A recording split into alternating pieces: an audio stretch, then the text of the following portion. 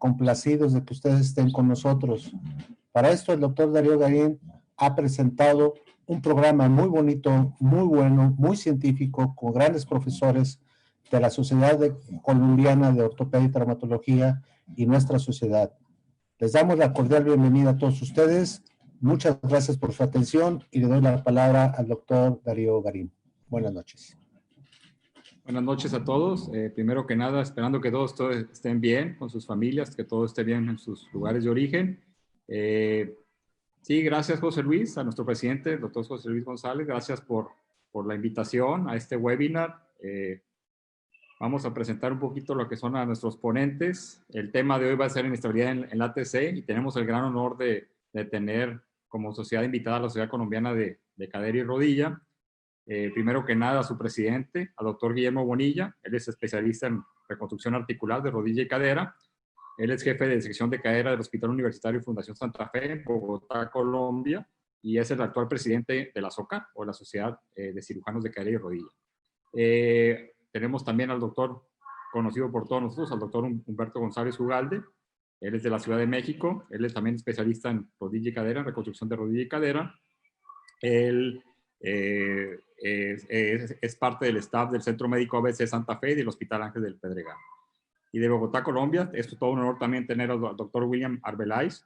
Él es también especialista en reconstrucción de cadera y rodilla. Él es jefe de servicio de ortopedia del Hospital Militar Central y es profesor de posgrado de Universidad Militar Nueva Granada y expresidente de SOCAR también, de Bogotá, Colombia. Tenemos también a mis dos queridos amigos, al doctor Vicente Reyes de la Parra. Él viene de Jalapa, Veracruz. Él también es especialista en reconstrucción de cadera y rodilla. Él es parte del staff del Hospital Ángeles de Jalapa y es el profesor titular del curso de patología quirúrgica de la Universidad de Anáhuac. Y Julián Guerra, de Monterrey, Nuevo León. Bienvenido, Julián. Él también es especialista en reconstrucción de cadera y rodilla y es parte del staff del Instituto de Ortopedia del Hospital San Bernardo León, del TEC Salud. Aparte, profesor del Hospital Universitario de Autónoma de Nuevo León y también parte del staff de Swiss Hospital. Entonces, como ya mencioné, vamos a hablar acerca de la inestabilidad del ATC. Vamos a presentar dos temas muy generales, donde Guillermo nos va a hablar de cómo la evito y Humberto nos va a hablar de cómo la soluciono. Y vamos a presentar 3 casos clínicos donde lo vamos a discutir los 6 profesores que estamos aquí. Guillermo, bienvenido y otra vez muchas gracias por la invitación, por aceptar la invitación. Te mando un fuerte abrazo y empezamos, por favor. Buenas noches, Darío, muchas gracias por esa amable introducción. Doctor González, muchísimas gracias por la invitación a este evento tan especial. Además, me siento muy bien acompañado con personas con quienes he trabajado ya en el pasado, con Vicente, con Julián, con Humberto y con mi gran amigo y colega colombiano William Arbeláez, de manera que creo que vamos a tener una muy buena noche de discusión. Entonces voy a compartir mi pantalla en este momento para comenzar con la primera conferencia nuestra. ¿Están viendo mi pantalla en este momento? Sí, Guillermo, sí. Sí. ¿Sí? Un segundo, por favor.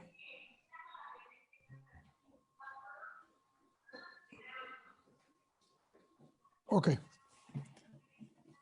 Bien, entonces la pregunta que me hacen para los próximos 15 minutos es ¿cómo evitamos la inestabilidad en ATC? Yo voy a hacer una pequeña introducción y voy a decirles que yo utilizo abordaje posterolateral, de manera que la inestabilidad en nuestro abordaje teóricamente es superior. Y este es un caso del cual no importan los detalles. Ese es un caso que puede ser el caso de cualquiera de ustedes, de cualquier paciente de ustedes. Imaginen un paciente de cualquier edad, con cualquier historia médica, que llega con esta radiografía, que uno termina cirugía luego de esto, de ver esta otra radiografía, termina cirugía, cree que el paciente está bastante bien, eso fue el 30 de noviembre, y 2 meses después lo llaman los familiares o lo llaman de urgencias y le dicen, doctor, el paciente está acá, está en estas condiciones. Esto es una situación que le genera a uno un montón de frustración, un montón de incomodidad, incomodidad para la familia. Doctor, pero si hace 2 meses que usted lo operó y otra vez estamos en esto aquí en urgencias. Y aún cuando uno logre fácilmente una reducción y termine viendo que los componentes están en buenas condiciones, ya una vez el paciente está en esas condiciones, ni el paciente vuelve a estar tranquilo, ni uno vuelve a estar tranquilo, ni la relación médico-paciente vuelve a ser la misma de antes. De manera que en ese momento uno se pregunta, ¿qué tengo que hacer para prevenirlo? Y lo primero que tiene que entender para uno poder prevenir inestabilidad es que la inestabilidad es una condición multifactorial. No, la inestabilidad no ocurre por una sola causa. En general, la atribuimos a una sola causa, que es el paciente se movió mal. Y esa posiblemente es la menor, pero también la vamos a abordar. Entonces, nosotros tenemos un protocolo en el cual utilizamos 5 intervenciones grandes. Están publicadas en este artículo que está publicado en el Journal of Clinical Orthopedics and Trauma del año 2016, donde está publicado el protocolo cómo prevenimos inestabilidad. Y voy a describir las 5 intervenciones que hacemos. La primera, educamos al paciente. Está claro, y esta referencia lo muestra claramente, que hay casi 3 veces más riesgo de luxación si uno no educa a los pacientes. Entonces, la prótesis se puede luxar porque el paciente la mueve mal. Sí, porque el paciente se mueve mal, sí. Es lo menos frecuente de las causas, pero sí puede ocurrir y la trabajamos educando a los pacientes. Eso es lo que hacemos un curso. Esta persona que ustedes están viendo aquí es la enfermera jefe de nuestro servicio, y esos son todos los pacientes que van a ser operados durante la siguiente semana o las siguientes 2 semanas. Y esta reunión ocurre entre 2 y 4 veces al mes en el hospital, y todos los pacientes van a ir, los familiares están invitados también. Miremos el segundo punto. El segundo punto es la reconstrucción de longitud y offset. Ya hablamos de educación, ahora vamos a hablar de lo que importa más. Un paciente con una cirugía correcta tiene un menor riesgo de luxación. Entonces, hablemos primero de reconstrucción de longitud y offset. Los pacientes tienen un mayor riesgo de luxación cuando no se reproduce la mecánica articular, y quiero que se remitan, los que quieran profundizar en este punto, quiero que se remitan a HIP International del año 2012, esta referencia, y van a encontrar un poco más de detalle de este mayor riesgo de luxación. ¿Qué hacemos nosotros entonces? ¿Cómo tratamos de reproducir la mecánica articular? Reproducimos la longitud y el offset. Nosotros utilizamos este aparato es lo que nosotros llamamos el compás. Es un calibrador de longitud y offset. Está patentado por nuestro jefe, el doctor, nuestro director médico del hospital hoy en día, el doctor Ginás. Y este calibrador de longitud y offset se consigue hoy en los distribuidores de instrumental quirúrgico de los Estados Unidos. Tiene 2 principios. El primer principio es con un punto fijo en la pelvis y una marca fija sobre el trocánter mayor, yo sé con qué longitud comienzo la cirugía. Y si yo tengo claro cuánto voy a alargar esa extremidad o cuánto voy a acortarla, puedo verificar al final de la cirugía que haya logrado ese cambio. El segundo principio es la longitud que hay desde este sitio, que es graduable, desde el sitio de acople de este clavo hasta la punta del clavo. Entonces, si yo termino la cirugía y este clavo está separado del sitio donde lo puse, sé que estoy perdiendo offset. Si por el contrario me toca inclinar esta extensión del compás, sé que estoy ganando un poco de offset. Entonces, ¿cómo funciona en la vida real? Funciona de esta manera. Yo mido la relación artículo-trocantérica, y luego de medir la relación artículo-trocantérica utilizo el compás. Fíjense, esta foto fue tomada en el año 2002. En el año 2002, la persona que está sosteniendo el compás soy yo cuando era fellow. Y quiere decir que hace 18 años estamos haciendo exactamente lo mismo en este punto. Y toda nuestra cirugía ha evolucionado y ha cambiado, pero esto no ha cambiado, eso se mantiene igual porque nos da una sensación de mucha seguridad en la reconstrucción de la longitud y el offset. Eso es lo que vemos hoy en día. Cuando terminamos la cirugía, verificamos que el clavo esté en el mismo sitio donde estaba antes de hacer la luxación. Eso nos da mucha tranquilidad. Entonces, ese fue el segundo punto. El tercer punto. La posición acetabular debe ser adecuada. En una época hablamos de la zona de seguridad de Lewinek y esa zona de seguridad hablábamos que tenía entre 40 y 10, más o menos 10 grados de abducción y 15 más o menos 10 grados de anteversión. Hoy en día sabemos que esta zona de seguridad no es tan clara, pero sabemos que sí existe una zona de seguridad y que los pacientes que están fuera de estos rangos tienen alrededor de 4 veces más riesgo de luxación. Entonces, el tercer punto es cómo posicionamos nuestro acetábulo de manera correcta. Nuestro acetábulo lo posicionamos de manera correcta basados primero en el reborde acetabular y cómo se relaciona ese reborde acetabular con nuestro planeamiento preoperatorio.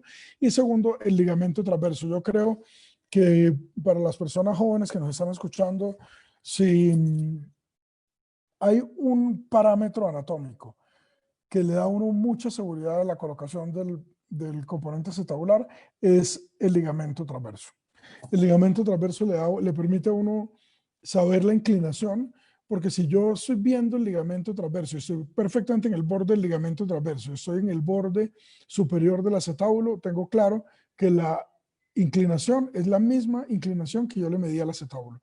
Y lo segundo es la anteversión. Si yo estoy paralelo al ligamento transverso, tendré la misma anteversión acetabular. Si quiero darle un poco más, pues puedo utilizarlo también como referencia. Adicionalmente a eso, medimos la inclinación con un posicionador, el cual no es tan confiable como el compás, pero es una ayuda adicional. No es tan confiable, ¿por qué? Porque yo sé en qué posición estoy poniendo el componente en relación al piso, pero no tengo claro la posición en la cual está la pelvis en la mesa. Cuarto punto, el tamaño de la cabeza femoral. Es claro que cuando uno aumenta a cabezas de 32 milímetros, la estabilidad aumenta. Cuando uno aumenta de 32 a 36 milímetros, no es tan claro que aumente cuando uno compara con cabezas de 28. Lo que sí es cierto es que las cabezas grandes reducen el riesgo de inestabilidad. Entonces nosotros hoy en día utilizamos cabezas grandes en la medida de lo posible en nuestras cirugías primarias. Quinto punto, nosotros hacemos abordaje posterior de manera que hacemos una reinserción muy juiciosa de la cápsula posterior y los rotadores externos.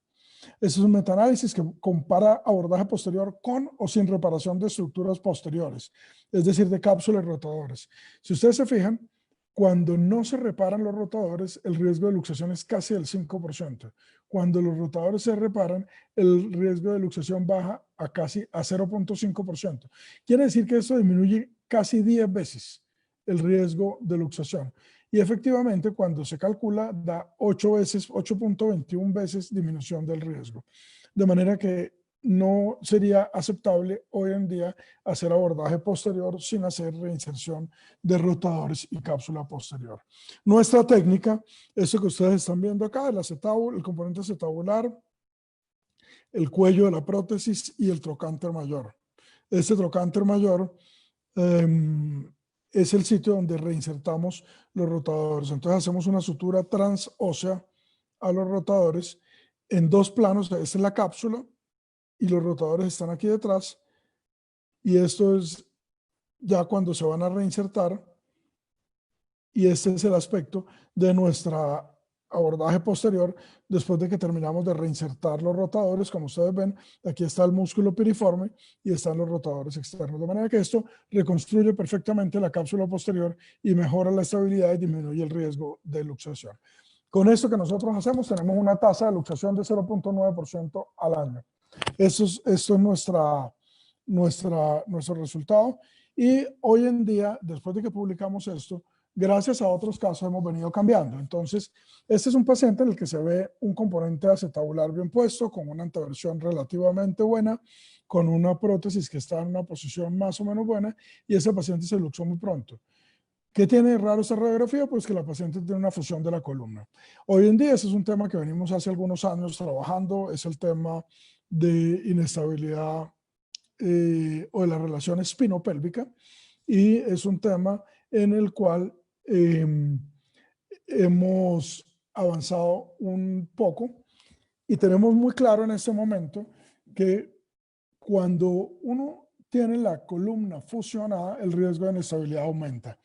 Miren cómo ese estudio que miró un montón de pacientes, el grupo control, es decir, el grupo que no tenía fusión de la columna, tenía 1.5% de luxación. Cuando tenían los pacientes 1 o 2 niveles fusionados, el riesgo de luxación aumentaba hasta 3%, 2.96%. Y con más de 2 niveles fusionados, el riesgo de luxación aumentaba a 4%.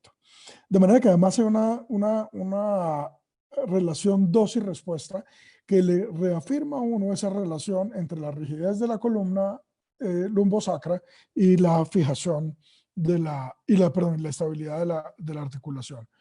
¿Por qué ocurre?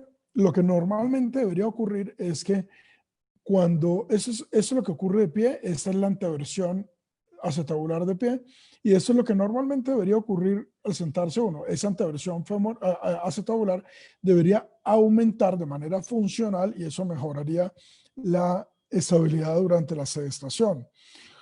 ¿Qué ocurre en inestabilidad o en columnas fusionadas? Ocurren una de dos cosas.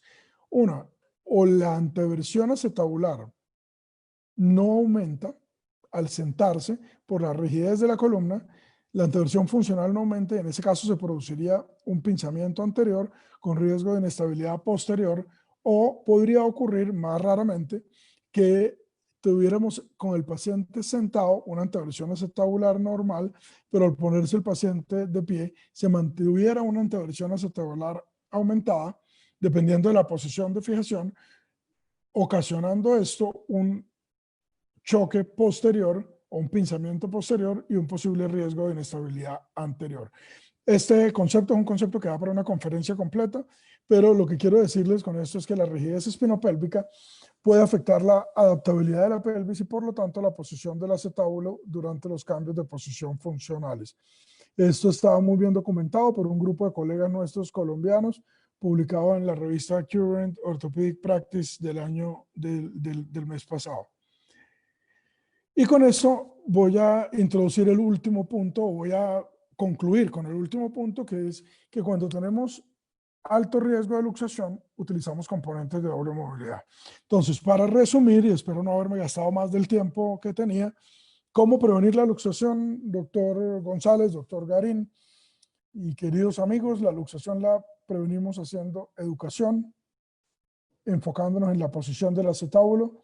En el fémur nos enfocamos en reconstruir la longitud del offset, utilizamos cabezas grandes, reinsertamos los rotadores y cuando aún a pesar de esto pensamos que estamos frente a un paciente de alto riesgo de inestabilidad, utilizamos un componente acetabular de doble movilidad. Muchas gracias. Gracias, Guillermo. Muy buena charla y en realidad creo que sí, la educación del paciente es básica. Creo que muchos no la hacemos, pero creo que es básica y es parte de los puntos claves para la prevención de la inestabilidad o la luxación de la prótesis. A continuación, ahora nuestro amigo Humberto González Ugalde, de la Ciudad de México, nos va a hablar de cómo solucionar la inestabilidad de la cadera. Humberto, por favor.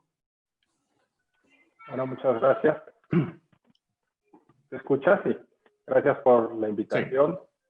Darío, doctor González, es un gusto compartir con ustedes, Guillermo, William, Julián y Vicente. Vamos a hablar ahora un poco acerca de cómo la vamos a solucionar. Y bueno, ya que tenemos al paciente luxado, ¿qué es lo que tenemos que hacer? Ya vimos completo y un muy buen approach de cómo debemos enseñar al paciente, pero hay que considerar que el índice de luxación en revisiones es del 10 al 28%. 2 a 3 veces más que en una primaria. Hay muchas opciones para este tratamiento y prevención de inestabilidad, entonces vamos a analizar los principales. ¿Qué nos puede pasar? Bueno, podemos tener un componente mal posicionado. ¿Qué podemos hacer? Aumentar el largo de la cabeza, hacer un avance del trocánter mayor y del complejo abductor, un inserto constreñido, una doble movilidad, que es lo que está más reciente. ¿Qué factores tenemos que considerar? Bueno, del paciente, tenemos el género, que sean mujeres, y la edad, ya que los tejidos blandos tienen mayor laxitud y presentamos un poco de desorientación en algunos pacientes. En cuanto a los puntos técnicos o quirúrgicos, es si el paciente tiene una cirugía previa, si tiene un abordaje posterior, si tiene una osteotomía trocantérica previa o la mala posición de los componentes. Y ya de la prótesis como tal, pues el tamaño de la cabeza, el offset, son componentes que nos pueden orientar hacia un riesgo de luxación. Hay muchos algoritmos. El punto del algoritmo es que a veces nos puede ayudar a guiarnos de cómo hacerlo, pero si tenemos un implante en una mala posición, lo ideal es que tenemos que revisarlo, porque todo lo que hagamos nos va a llevar a una reluxación. Si el implante está en buena posición, hay que revisar si está pinchando y decidir si tenemos que cambiar alguno de los componentes o si tenemos alguna disfunción abductora que esté laxo, que tenga una no unión o que esté incompetente, y en base a eso decir qué prótesis y qué abordaje de tejidos blandos vamos a utilizar. Hay varios algoritmos, este es otro.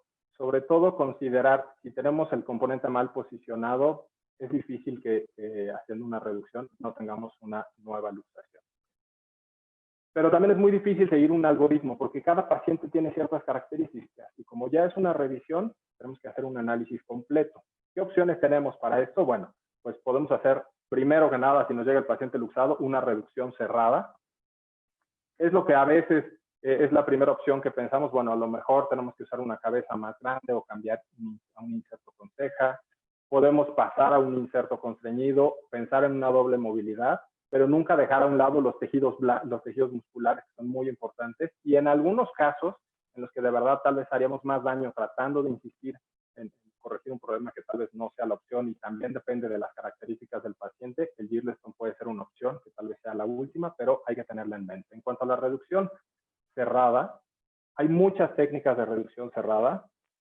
Si el componente está en adecuada posición, entonces el 67% de los pacientes que se reducen no se van a volver a luxar.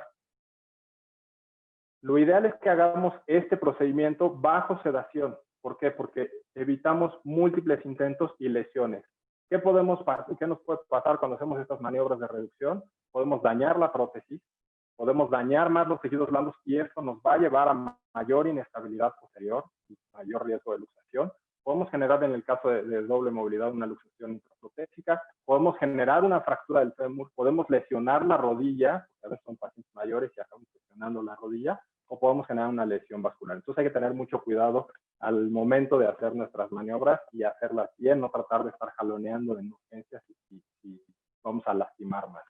Y en cuanto a utilizar cabezas grandes e insertos, ya sean con aumentos o con un lip, con una ceja, las ventajas es que nos da una cabeza mayor, nos va a dar una mayor estabilidad. ¿Qué pasa cuando se pellizca por una cabeza pequeña, como nos presentaba Guillermo? Bueno, el aumentar simplemente de cabeza 28, 22 o 28 a una cabeza 32 nos ayuda bastante con el arco de movilidad y con la estabilidad. Nos va a generar un menor estrés en la copa y vamos a tener una cadera más estable. ¿Qué desventaja tenemos cuando pensamos en hacer esto? Bueno, pues mayor tamaño de cabeza, mayor desgaste, el polietileno va a ser más delgado y van a aumentar las fuerzas mecánicas, lo que nos puede generar un efecto negativo en el trunion. Entonces, siempre que hagamos una revisión, hay que vigilar que el trunion esté en buenas condiciones para considerar poder dejar el vástago. Y una cabeza grande no nos va a dar mayor estabilidad si tenemos malos tejidos blandos. Si tenemos una deficiencia de tejidos blandos y solamente aumentamos el tamaño de la cabeza, tal vez no logremos compensar esa deficiencia si es una deficiencia. Ahora, en cuanto a los insertos, a veces decimos, bueno, lo cambiamos y lo pongo hacia adelante o lo pongo hacia atrás la ceja, vamos a corregir eso. Bueno, pueden mejorar la cobertura o pueden quitar la zona del pinzamiento si lo detectamos durante la cirugía. Falta un poco de seguimiento sobre esto, sí hay muchos reportes, pero tal vez falta un poco más de seguimiento sobre esto, porque además tenemos muy buenas opciones para corregir. ¿Qué podría pasar? Podría empezar a pinzar en otra zona, entonces tenemos que revisar cómo lo vamos a hacer. ¿Y qué vamos a decidir si vamos a cambiar el inserto? Bueno, si la copa está fija y no vamos a cambiar la copa, solamente el inserto, vamos a ver si el mecanismo de la copa todavía es competente para colocar el inserto, o si ya se dañó, hay técnicas para cementar un inserto en la copa con la que se han demostrado excelentes resultados. Ahora, el siguiente forma en la que podemos solucionar son los insertos constreñidos, que son de los que tal vez tenemos más disponibilidad aquí en México. La doble movilidad tiene un poco menos de tiempo aquí en México y sobre todo con pocas casas comerciales. Los insertos constreñidos actualmente se considera que debe ser como una opción de salvamento, ya que genera mucho estrés en varios puntos. ¿Cuándo los podemos considerar? Bueno, cuando tenemos una luxación recurrente, que tenemos 3 o más luxaciones, una inestabilidad multidireccional, una deficiencia de los abductores, problemas neuromusculares, una inestabilidad idiopática. ¿Por qué está entre comillas? Porque hay que tratar de no caer en a todo ponerle inestabilidad idiopática. Tenemos que buscar si es mala posición, o sea, qué es la causa para que lo tengamos una buena solución, ya que estos insertos nos dan una solución, pero tal vez podemos tener una complicación mayor. Pacientes con demencia senil, hemiparesia y pacientes con parálisis cerebral infantil. Ahora, los componentes cementados no deben de dejarse prominentes. Hay que tener mucho cuidado cuando ponemos estos insertos constreñidos, porque si quedan prominentes van a generar un mayor pinzamiento y una falla temprana. Hay que colocar la mayor cantidad de tornillos posibles en estas copas para que tengamos mayor estabilidad.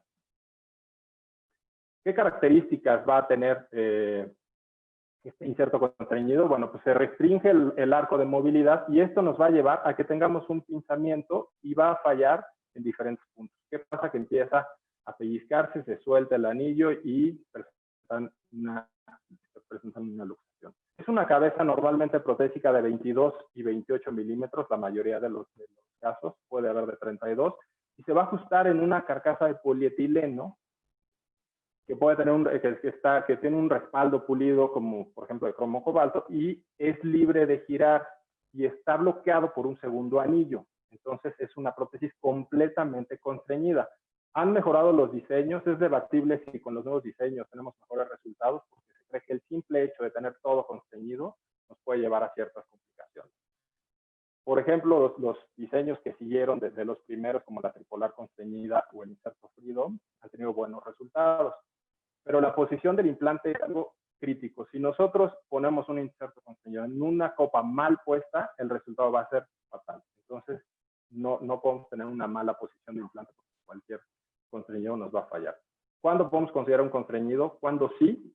Es una opción cuando lo demás falla, no tenemos otra opción. Y si tenemos una inestabilidad sin etiología, que tengamos más de 3 luxaciones, algunos problemas cognitivos, problemas neurológicos como son pacientes con Parkinson, con polio, con algunas secuelas de EBC, deficiencia del mecanismo abductor. Aquí hay que tener mucho cuidado porque si le dejamos todo al inserto constreñido y el mecanismo abductor no funciona, entonces es muy probable que falle y que tengamos un desanclaje o una falla de ese sistema. También se puede considerar en adultos mayores con baja actividad, en donde no debemos de considerarlo en pacientes jóvenes, pacientes con alta demanda.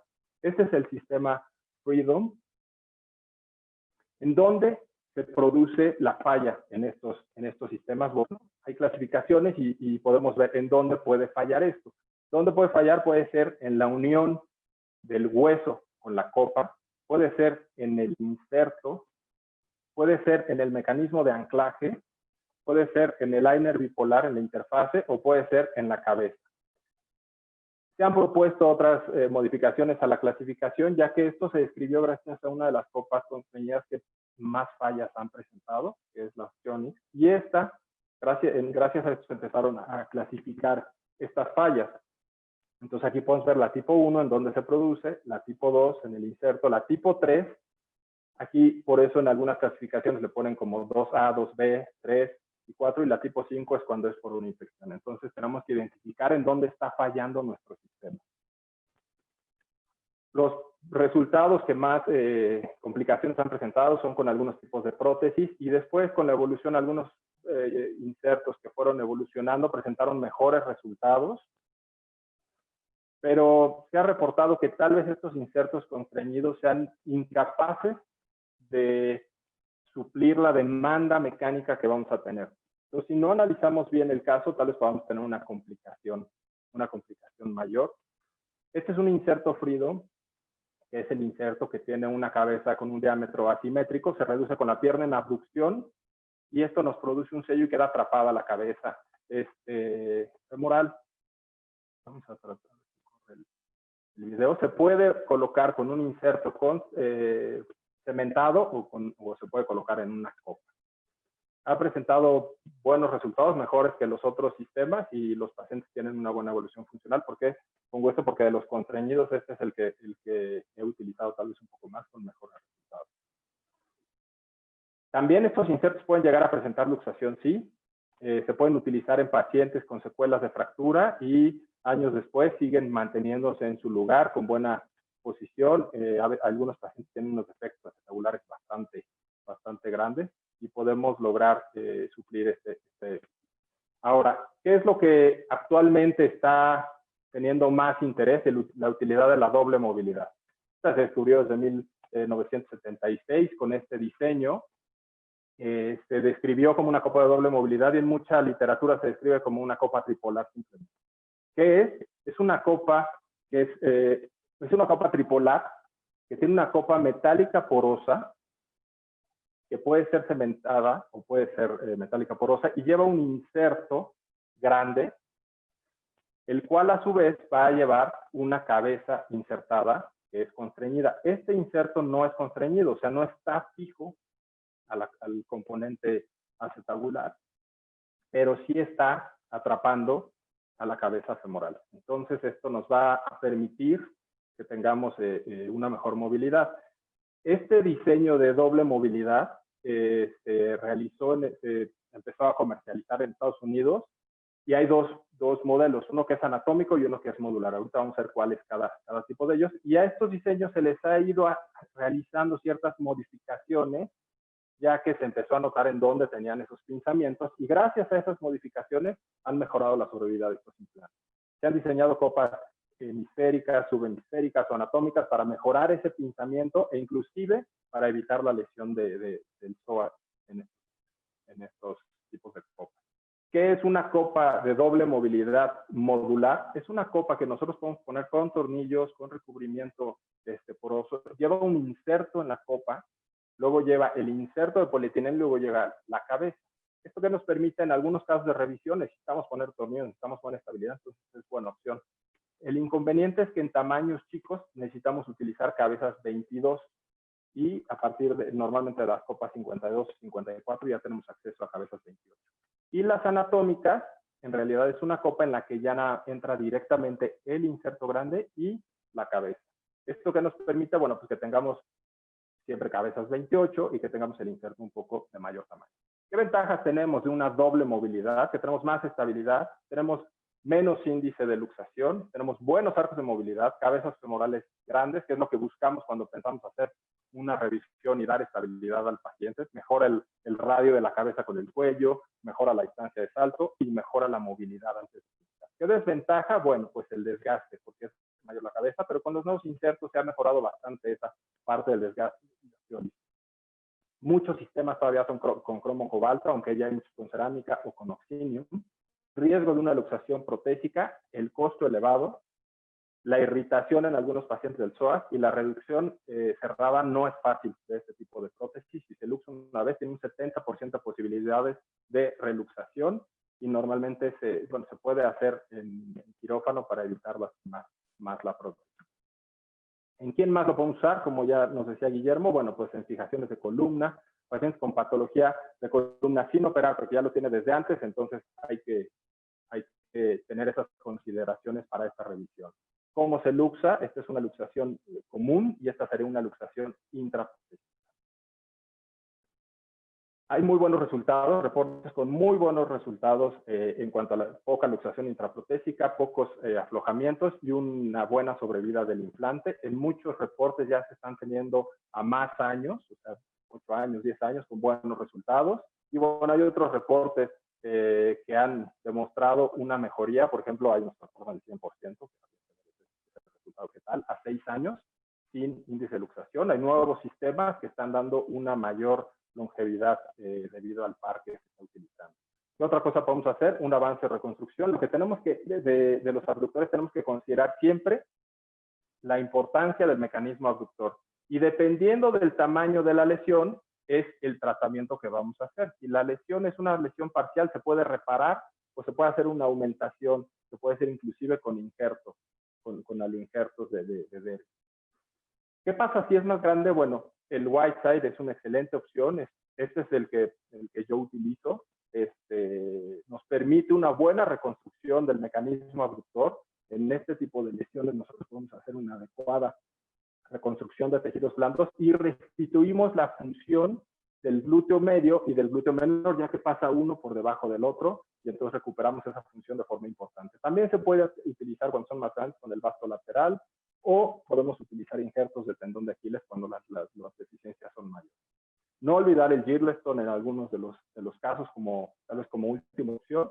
Y como recomendaciones, bueno, hay que combinar las opciones, y no decir, bueno, nada más pongo un constreñido, pero no cuido los abductores, o nada más pongo lo de los abductores, pero no me estoy fijando en la posición de los implantes. Tenemos que considerar todas estas opciones, conocer cuál es la causa por la que se luxó el paciente, hay que buscar qué es lo que nos llevó a esa luxación. En pacientes que tienen mala calidad de hueso sigue siendo un reto, porque necesitamos una copa bien fija, y el problema de los constreñidos es que a veces el estrés es demasiado y nos lleva a ese fallo. Nunca olvidar el fémur tiene un papel importante en la luxación, y a veces podemos tratar de solucionar la parte de la copa, pero no estamos considerando la posición del componente femoral.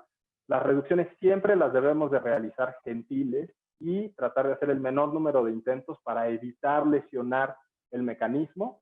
Tenemos que conocer las ventajas y desventajas de cada uno de los implantes que estamos utilizando y dejar los constreñidos en realidad como salvamento. La ventaja es que ya estamos teniendo más acceso a este tipo de implantes de doble movilidad, ya que antes solamente era con una casa comercial, ahora se está ampliando y creo que podemos tener buenos resultados. Aquí podemos ver cómo en las animaciones la doble movilidad nos mejora de forma importante estos arcos de movilidad. ¿Okay? Entonces, como ven, es un tema muy, muy amplio que tiene muchas formas en las que lo podemos solucionar, pero debemos de saber qué es lo que necesita el paciente y cuál es la causa de que se haya luxado para poder atacarlo de forma adecuada. Muchas gracias. Gracias, Humberto. Sí, cabe mencionar que la inestabilidad es la principal causa de revisión en Estados Unidos y es la segunda causa en el registro australiano y neozelandés. Hay un par de preguntas. Guillermo, aquí nos preguntan que si la doble movilidad es la mejor opción para los pacientes jóvenes y activos. Como sabemos, ahorita la doble movilidad está muy de moda. No sé qué piensas tú, si es la mejor opción para los pacientes jóvenes y activos. Gracias, Darío, por esa pregunta. Yo no lo creo. Todavía no sabemos cuál va a ser el resultado de la doble movilidad en pacientes activos a largo plazo. Tenemos dos superficies de desgaste del polietileno y una de ellas es una superficie de gran diámetro. De manera que la pregunta si esto va a producir perdón, osteolisis a largo plazo es una pregunta que aún no podemos contestar. Yo aún no utilizaría doble movilidad de rutina en pacientes jóvenes. Utilizaría doble movilidad en pacientes jóvenes solo si estoy tratando inestabilidad. Sí, totalmente de acuerdo. Yo creo que ahora con los implantes que nos están saliendo en Estados Unidos modulares, vamos a ver qué pasa con la corrosión, ¿no? Que son implantes de metal y hay que ver también qué pasa con la corrosión también. De acuerdo. Hay otra pregunta, Humberto, nos preguntan acerca del desgaste, que si es proporcional a mayor radio de la cabeza. Sí, en realidad, bueno, lo que siempre nos preocupa es que al aumentar el tamaño de la cabeza vamos a tener un mayor desgaste. Y en realidad, bueno, sí pasa, pero con el desarrollo de los nuevos polietilenos, en los registros se ha observado que han tenido buenos resultados con esos polietilenos. Entonces, el uso de las cabezas de mayor diámetro, en principio ya no debemos de tener tanto problema con cierto tamaño. El problema es que no hay tantos estudios en el caso de la doble movilidad, porque el inserto es mucho más grande, que el promedio de cabezas que utilizamos. Entonces, como dice Guillermo, creo que hay que dar el tiempo de resultados, aunque ya hay resultados de artículos de doble movilidad a 10 años, creo que 10 años para un paciente joven no es una buena solución, ¿no? O sea, a lo mejor te suena como que ya vamos más de 10, sí, pero para un paciente joven 10 años no es nada. Le pones uno de 40 años y a los 50 lo tienes que revisar, no creo que sea lo mejor. Sí, totalmente de acuerdo. Creo que con las cabezas grandes existe mayor desgaste volumétrico más que lineal, entonces yo creo que sí es importante. Guillermo, otra pregunta. Nos preguntan si tienes algún protocolo para las radiografías de columna en pacientes instrumentados o confusiones lumbares o rigidez lumbares, deformidades lumbares. Bueno, hay una teoría escrita sobre la evaluación del paciente con la columna fusionada, en la cual uno debería medir el plano pélvico anterior y la inclinación del sacro, tanto con el paciente sentado como con el paciente de pie. Desde el punto de vista práctico, en mis pacientes, mis pacientes que tienen fusiones de la columna son pacientes mayores, la mayoría de ellos. Y yo automáticamente voy a una copa de doble movilidad, sin ponerme en el detalle de la evaluación fina del asunto.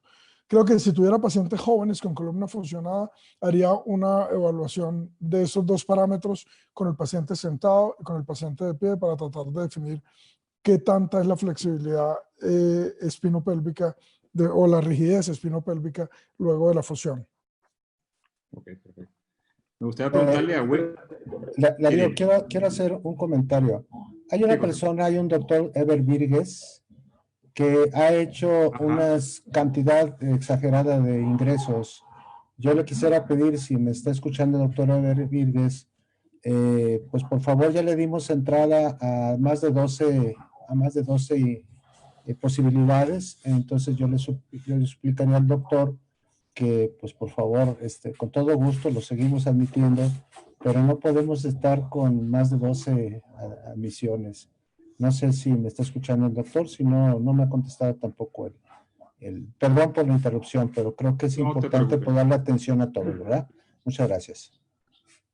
A mí me gustaría preguntarle a William, a Vicente y a Julián, ¿qué piensan si la doble movilidad va a ser el futuro para el paciente joven y activo? William, ¿tú qué piensas?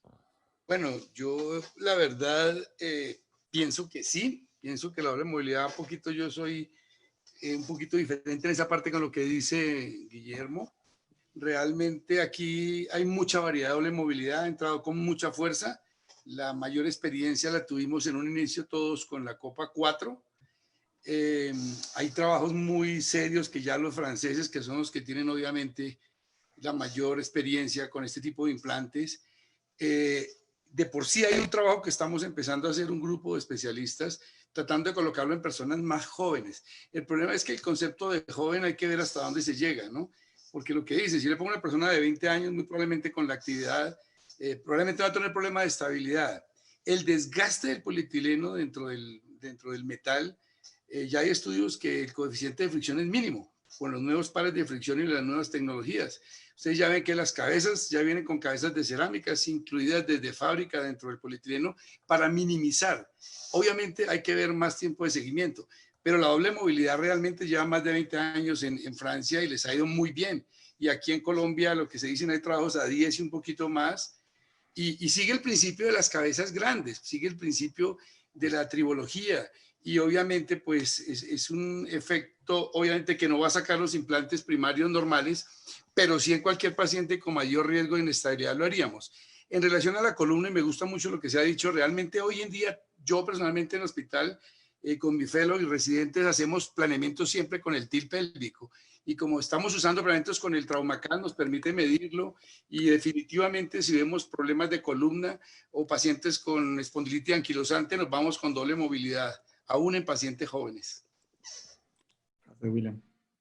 Vicente, ¿qué opinas tú de la doble movilidad? Bueno, respecto a si es la solución o si es algo para pacientes jóvenes, en este momento no, yo todavía no lo creo. Yo creo que es un punto más O sea, nos podrá ayudar mucho para la estabilidad, pero desde el punto de vista de falla a largo plazo, todavía hay muchas cosas, como lo dijo Guillermo, que todavía no sabemos cómo va a ser su evolución. Y definitivamente yo pensaría en otra opción para un paciente joven activo, a excepción de un paciente de alto riesgo para luxación. Entonces, no sería, hasta ahorita, cuando menos, con la evidencia que tenemos ahorita, no sería mi opción para pacientes jóvenes. Ok. Julián, ¿tú qué piensas? Lo mismo, pues me ganaron los comentarios, ¿verdad? Pero creo que en un paciente joven, a menos que haya algún factor realmente muy importante, la doble movilidad no es una buena opción. Aquí hay una pregunta, Carlos Javier Arroni nos pregunta si toman en cuenta la alineación espinopélvica en su planeación y para la colocación de su componente acetabular. Carlos Javier, ahorita vamos a ver un caso y te voy a decir por qué ya lo empiezo a tomar como referencia. Aprendí a las malas, entonces creo que es importante que veamos a esos pacientes más allá desde la cadera, ¿no? Ahorita vamos a ver los casos. Vamos a empezar con los casos, vamos a empezar con mi caso primero, posteriormente empezamos con el de Guillermo y luego nos vamos con el de Humberto. Entonces vamos al primer caso, si me lo permiten.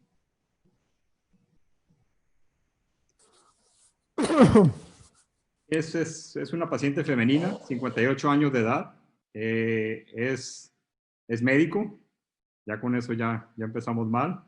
Ella tiene como un diagnóstico de enfermedad del colágeno, al parecer una escleroderma. Ella tiene como antecedente cirugía lumbar en mayo de 2017. Y bueno, llega conmigo por presentar coxalgia bilateral de predominio derecho. Esta es la radiografía. William, no sé si quieres opinar acerca de la radiografía. Sí, definitivamente pues es una persona joven que tiene una artrosis bilateral de cadera con coxas valgas. Se ven bastante comprometidas articulaciones sacroiliacas y con la cirugía columna pienso que ese paciente vale la pena de todas maneras hacerle un estudio al TIL pélvico. Básicamente, okay. No más nada específico. Julián, ¿alguna opinión? No, coincido con el doctor, totalmente. ¿Tú, Vicente? No, sí, realmente no tengo nada adicional. Ok. Estas son las radiografías de columna. No sé qué les parece. Instrumentación desde L2 hasta S1.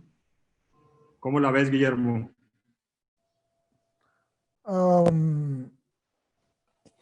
Yo creo que hay una cosa que hay que tener en cuenta cuando uno ve los pacientes que tienen la columna fusionada y es en qué posición está fusionada la columna. Si uno mira la relación entre desde L2, que es donde comienza la fusión, perdón, 2, 3, 4 y 5, donde comienza la fusión es en L2, parecería estar en una buena posición, pero si uno mira la relación entre L2 y L1, toda la lordosis de la columna lumbar se ha perdido. Y ese es un paciente que está con una mala posición de la columna cervical, de la columna lumbar. De manera que ese paciente muy posiblemente en sedestación se va a comportar mal y va a ser inestable. Tengan en cuenta siempre si la columna está fijada en una posición en la cual se conserva la lordosis lumbar o si se ha perdido. Eso es importante. Okay. Estas son radiografías que ella tenía. Darío, yo creo que hay unos estudios de esto del síndrome de cadera-columna en el que las dos cosas más importantes que evaluar son, una es lo que dice Guillermo, la posición en la que fijan la columna, y hay un estudio que es muy interesante en el que dicen que si están más de 3 segmentos fijos, el riesgo de anteversión te puede cambiar hasta 10 grados la anteversión de la pelvis. Entonces eso te puede generar un cambio muy importante. Si le corroboras que tienes que cambiar 10 grados la posición de tu copa, puede ser algo importante a considerar. Ok, sí, ahorita vamos a hablar un poquito de eso. Entonces, le operamos la cadera derecha primero, se la operamos el 15 de junio del 19, le ponemos un implante no cementado con un par cerámica polietileno alto contenido en enlaces cruzados, una excelente evolución. No sé cómo vean la posición de la copa, no sé, Humberto, que estás ahí de una vez si quieres opinar. Excelente. Se ve muy bien, la verdad es que se ve bien la posición ahí de la copa. Tal vez valdría, digo, si pensando en el antecedente de cirugía de columna, No lo hacía antes, pero ahora vale la pena considerar las radiografías extras para esto, ¿no? Pero en esta posición, en esta proyección creo que se ve muy bien. Julián, ¿tú cómo la ves? Bien, veo buen tamaño, al menos aquí veo buena orientación. Creo que batallaste ahí para reproducir el valgo exagerado del fémur. No sé la longitud, cómo te haya quedado, pero al menos así a grandes rasgos veo bien la orientación. Los tornillos no te gustaron, ¿verdad? Siempre están de más. Está bien, ok. Vicente, ¿alguna opinión? ¿Algo más? No, pues solo de acuerdo con Humberto, las laterales normalmente no les teníamos mucha importancia, pero bueno, cada vez más la ola de publicaciones de fusiones pélvicas, espinopélvicas, pues nos han llevado a ya tener cada vez más consideración en esta dinámica de sentarse y pararse, ¿no? Entonces, sería lo único por respecto a la anteversión y pues lo que ya comentó Guillermo, de 3 o 4 niveles, pues su riesgo de luxación aumenta a 6-8% más o menos. Okay. William, ¿alguna opinión? Pues, a ver, yo veo la relación artículo-trocantérica aumentada, veo la copa un poco vara y un poquitico el rimado un poquitico hacia arriba. Entonces, de pronto eso exigió que el tallo para aumentar, como era un poco algo, para darle más tensión a los tejidos. Eso hace que el Shenton pues se recuperó, pero dejando un poco alta la relación artículo-trocantérica. Sí, así es. Sí, de hecho, batallé mucho para poner ese vástago. Batallé mucho para poner ese vástago. Y con el miedo de estallar ese fémur, ¿no? Obviamente. Esta es la radiografía. Esta es una radiografía de su evolución. No sé cómo veas aquí, Guillermo. Me llama mucho la atención. Esto es una radiografía de pie. Y si te das cuenta, las radiografías anteriores son acostada. No sé si ves la radiografía de pie. Ve la posición de la pelvis. No sé si alcanzas a apreciar eso.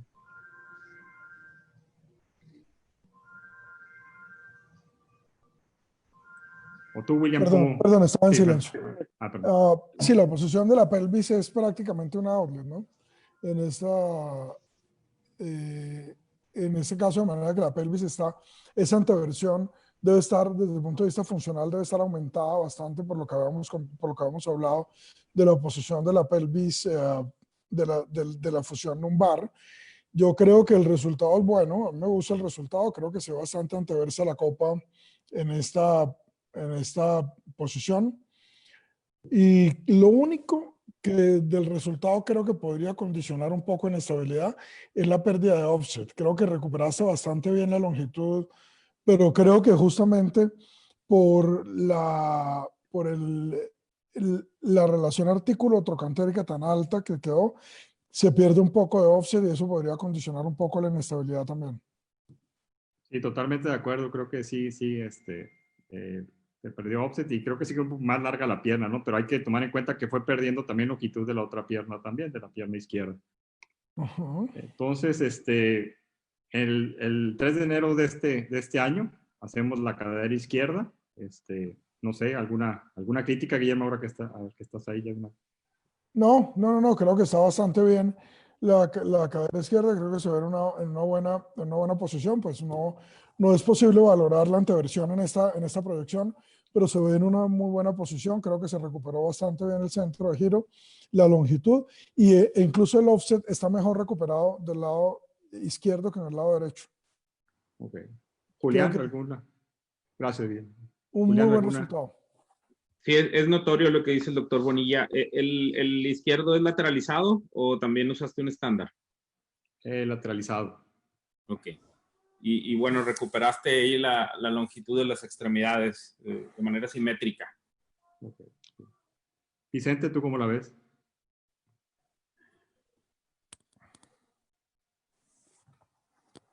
Perdón. Sí, pues bueno,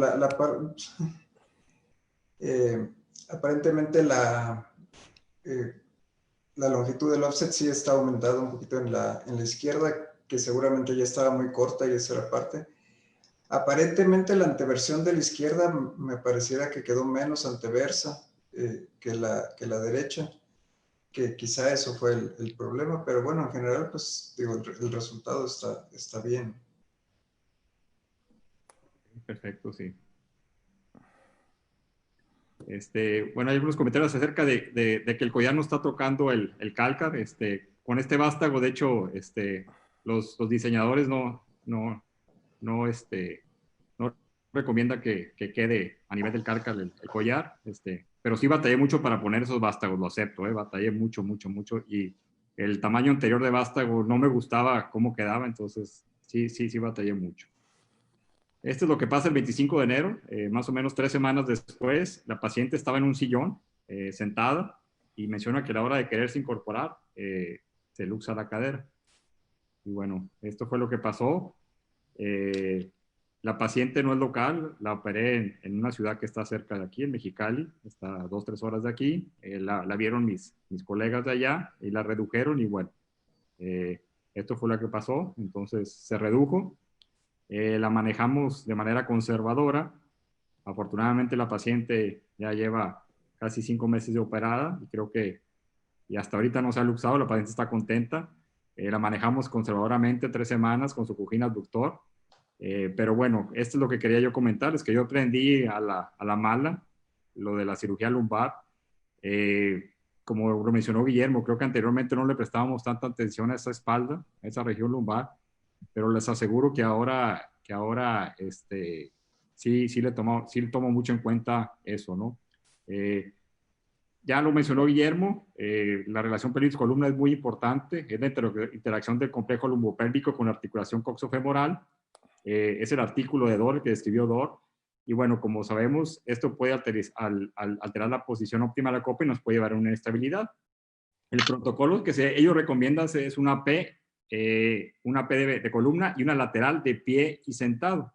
Y lo que vamos a ver aquí son deformidades, la presencia de estumestración o fusión y la movilidad pélvico-espinal. Como ya lo mencionó Guillermo, este es el movimiento normal de una pelvis. Este es en una pelvis, en una espalda rígida, con una lumbar rígida, donde no existe esa inclinación pélvica, donde va a haber un pinzamiento anterior y una luxación posterior.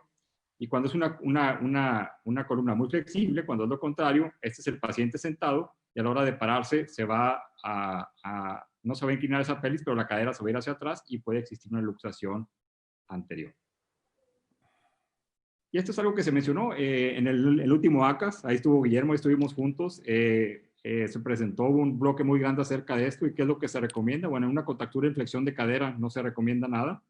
En una columna hipermóvil se recomienda una anteversión normal, lo que siempre dejamos 10 a 15 grados, pero sí hay que dejar una copa más horizontal, una copa más vara. En la columna rígida, una anteversión mayor, de 25 a 30 grados, no copa horizontal. Aquí podemos utilizar lo que es un vástago high offset hasta una cabeza 36.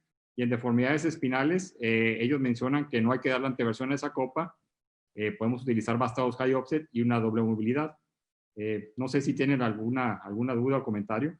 Sí, Darío. Dime. Hay una pregunta en el auditorio que es el doctor César Arango. Pregunta que qué abordaje tenía la paciente que mostraste ahora. Es un abordaje anterolateral, un Hardy modificado. Entonces, fíjate que ocurrió una cosa, quiero hacer un comentario, y es la pérdida de la lordosis lumbar generó un aumento de la anteversión funcional de esa paciente, y eso sumado a un abordaje anterior y lateral produjo a un directo lateral realmente, que es el mismo que utiliza el doctor Arbeláez, por cierto. Produjo una luxación anterior. No sé si ustedes lo notaron en la radiografía de todas las personas, la luxación de esa paciente es anterior. ¿Tú puedes devolver esa diapositiva un poco? Sí, claro, claro que sí. El fémur está completamente rotado externamente. Y si esa paciente se vuelve a luxar, ¿qué vas a hacer? Esa es la siguiente pregunta. ¿Qué vas a hacer en la revisión? O sea, esta paciente se vuelve a luxar y uno la revisa, ¿qué haría en esa revisión? Pues yo creo que yo ya optaría ahí, Guillermo, por una doble movilidad. Ahora sí. Yo también creo. Sí. Creo que hay que tratar de pronto, mirando ese tema, quitarle un poco de anteversión. Pero fíjense que es una luxación anterior lo que tiene. Sí, si se dan cuenta, esa pelvis sí se mueve. Si te das cuenta, la radiografía de pie y de sentada sí se mueve esa pelvis, ¿no? Claro. Entonces, y tú lo mencionaste, la posición de la columna, dejaron la lordosis lumbar. Sí. Yo creo, no sé qué pienses, pero creo que, y no sé qué piensen los demás, aquí la mejor opción hubiera sido una doble movilidad desde un inicio. Sí, pero bueno, pues no la tenemos, sí la tenemos en México, no la tenemos tan disponible como ustedes, pero bueno, creo que hubiera sido la mejor Pero igual opción. es una paciente joven en la que se vale decir, pongamos esto como lo pusimos, también es una alternativa. Por lo que decíamos que todavía no hay toda la evidencia que se necesita. Sí. Y aquí, bueno, sí, Ahora, en sí. esta paciente, yo me gustaría preguntarles, ¿pensarían ya en revisarlo? ¿Se redujo? ¿La paciente está teniendo, la paciente se redujo? Aquí nos pone un comentario que no coincide el doctor Rogelio Rey. Sí, Rogelio tiene mucha razón, que no coincide ¿no? con la sentada del sillón, ¿no? Sí, estoy totalmente de acuerdo. Anterior. Sí. Sí. Pero De acuerdo, ¿qué sí. hacen ustedes con sus pacientes que se les luxa una vez? ¿Esperan hasta las 3 veces como está reportado que se puede? ¿O desde el primero ya empiezan a considerarlo? ¿Cuántas luxaciones consideran? Porque es muy fácil cuando te llega el luxado del otro, ¿no? Pero cuando te llega la luxada tuya es más difícil tomar esa decisión, ¿no?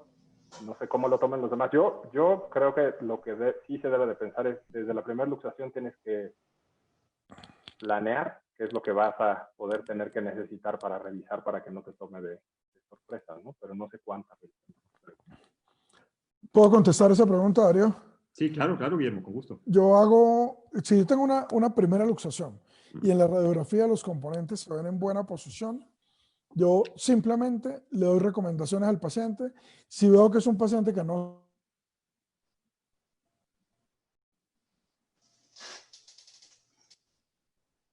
sigue bien recomendaciones, utilizo un brace de abducción mientras tengo una buena cicatrización de tejidos blandos y no más.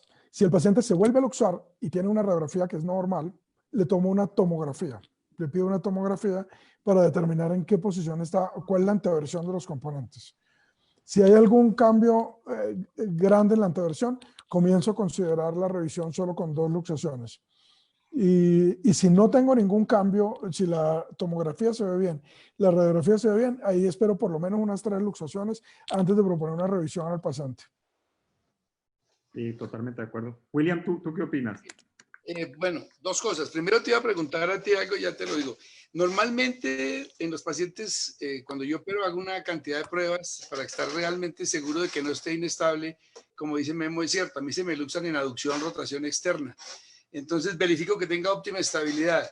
Si se luxan, estudio un poco el mecanismo que desencadenó la luxación, porque muchas veces intentamos reducir la cerrada y no entran. Entonces le planeo una reducción abierta y entro con copa de doble movilidad y le pongo una copa de doble movilidad. Yo te iba a preguntar, doctor Garín, es que yo veo ahí muy neutro el acetábulo. Sí, y obviamente los que entramos por delante como tú, sabemos que tenemos que cuidar mucho de no dar tanta anteversión para que no se nos bote hacia adelante, pero tampoco tanta que nos quede neutra, ¿no es cierto? Sí. ¿Tuviste cierto riesgo de inestabilidad porque me dijiste, sufriste un poco reduciendo la derecha y en esta izquierda recuperaste la longitud, pero me preocupa es que como de todas maneras tenías que dejarla equidistante, digamos, los centros de rotación con la otra, de pronto quedó un poco laxo esos tejidos blandos. ¿Qué nos cuentas de ese resultado tuyo intraoperatorio? Se sentía estable, William, probamos y de estable, ¿eh? Entonces... No se luxaba ni nada. Entonces... No, sí. Okay. Pero bueno, yo creo que este caso nos deja lección. Primero que nada, creo que la educación del paciente médico, pues no platicamos antes bien. Es una paciente externa, foránea, no lo platicamos bien y creo que, bueno, hay que tomar más en cuenta lo que es la región lumbar, ¿no? En este tipo de pacientes, ¿no? Es algo que no tomábamos mucho en cuenta hace algunos años. Creo que ahorita, bueno, es la lección que debemos de tomar, que cuidado con esos pacientes con deformidades espinales, con instrumentaciones, ¿no? Vamos a pasar a tu caso, Guillermo, para poder presentar todos los casos, si gustas, por favor. Claro que sí. Vamos a compartir la pantalla en este momento. Y ese es el caso que quiero mostrarles. Esta es una señora que tiene, ¿están viendo el caso? Sí. Esta es una señora que tiene 59 años. Y esta señora tuvo una infección, le hicimos una revisión en 2 tiempos y lo cambiamos, y después de poner el espaciador, esto fue el resultado. Entonces tuvimos que reconstruirla arriba con un aumento de metal trabecular. Debajo de eso cementamos un componente de doble movilidad, pero es una señora que, si ustedes están viendo el fémur, es una señora que no tiene mecanismo abductor. Y esa es la razón por la cual quiero poner este caso ahí, porque quiero con este caso poner sobre la mesa la pregunta de componente de doble movilidad sin mecanismo abductor. Humberto lo acaba de mencionar muy bien. Humberto fue claro en decir que este paciente debería ir con un componente constreñido y que aún los componentes constreñidos sin mecanismo abductor podrían no ir tan bien. Entonces quisiera oír la opinión de los panelistas sobre el tema de doble movilidad sin mecanismo abductor. ¿Qué tanto lo han hecho? ¿Qué tanto se saben de las indicaciones para llegar allá? Quisiera oírlos a ustedes. No sé, comencemos con Darío, que nos está preguntando a todos y a él nadie le pregunta. Desafortunadamente, Guillermo, no tengo experiencia con doble movilidad. Como te menciono, en México es algo, tiene rato la doble movilidad, la 4, pero yo nunca la he utilizado. Entonces digo, si me hubiera llegado a mí, yo le hubiera puesto una copa constreñida. Ok. Humberto, esto está muy en contra de lo que tú acabas de mencionar. ¿En algunos casos de reconstrucción haces esto o te parece que utilizar una copa de doble movilidad en esas condiciones no es una buena idea? Sí pueden mejorar una copa de doble movilidad, pero creo que es importante combinar procedimientos en dado caso. Si dejamos toda la copa de doble movilidad, es que nos han vendido la copa de doble movilidad como lo que nos soluciona todo, ¿no? Como que nos va a solucionar la luxación, que no vamos a tener ningún problema, y creo que ahí ese es un problema. Debemos de combinar procedimientos. En este caso, el problema del mecanismo abductor haría que tal vez podría fallar la doble movilidad. Por lo tanto, debido al defecto femoral que se ve, tal vez sería importante considerar alguna reconstrucción del mecanismo abductor y tal vez pensando en por lo menos darle mayor estabilidad, o sea, la cojera, y eso puede continuar, pero en realidad la estabilidad de la prótesis puede funcionar si se trabajan bien los tejidos blandos. Puede ser con una doble movilidad. Un inserto constreñido está bien. El problema es el estrés, tanto en la copa con el hueso, como el estrés también, como veíamos, en cada uno de los componentes constreñidos, ¿no? Pero en el caso, por ejemplo, el que yo uso más, que es el Freedom, el estrés en la copa podría hacer que fallara este componente acetabular si solamente lo usamos constreñido. Entonces valdría la pena hacer una reconstrucción del mecanismo abductor, como digo, no pensando en quitar la cojera ni recuperar la marcha al 100% normal, pero sí para mejorar la estabilidad. Vicente. Bueno, definitivamente yo no puedo hablar de experiencia en doble movilidad sin aparato abductor. Yo, en mis manos, yo le hubiera puesto una copa constreñida. Desde el punto de vista de intentar la reconstrucción del aparato abductor, pues pensaría mucho cómo está el otro lado, ¿no? Qué tanto, cómo camina, cómo era su marcha antes de tratar de hacer algo más así heroico. Entonces, pues no, en principio yo hubiera intentado una copa constreñida. Ok. Willy, ¿qué opinas? Realmente, Memo, por la magnitud de casos que operamos acá, sí nos toca hacer esto con la copa doble movilidad. Yo pienso que la prefiero sobre la constreñida porque, como muy bien lo decía el doctor González, pues el estrés que se afloje muy rápido. Veo que descendiste el centro de rotación con metal trabecular y logras una buena ligamentotaxis. Se respetan todos los rectos anteriores, se respetan todos los isquiotibiales, el glúteo mayor, porque en muchas revisiones no tenemos glúteo medio. De por sí al otro lado, si te fijas, hay un cascarón del trocánter menor. Entonces hay que crear ligamentotaxis y con esas prótesis modulares lograste darle una muy buena tensión. Entonces, pues pienso que le va a ir mucho mejor que si le pusiera una constreñida en este caso.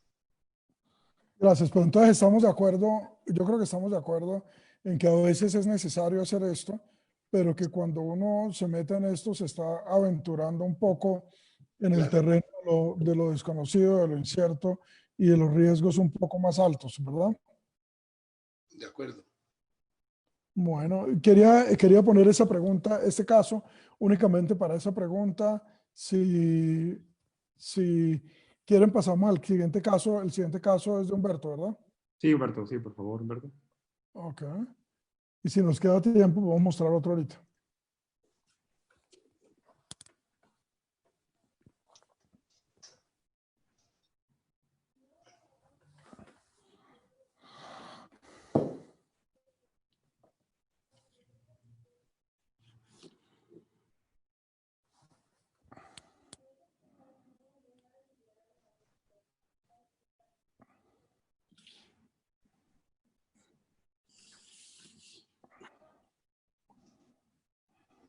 Perdón, estaba en silencio. Bueno, este es un caso que el grado de complejidad que tiene es que es de un muy buen amigo. Entonces, por razones del destino me llegó a mí. Es un paciente femenino de 65 años, sexo femenino, tiene como antecedentes, es hipertensa, tiene insuficiencia renal y, bueno, tenía dolor de cadera izquierda de larga evolución. Un punto a considerar es que es una paciente obesa, era una paciente obesa cuando le realizaron el procedimiento. Esta es la radiografía previa a la artroplastía. No sé si alguien tenga algún comentario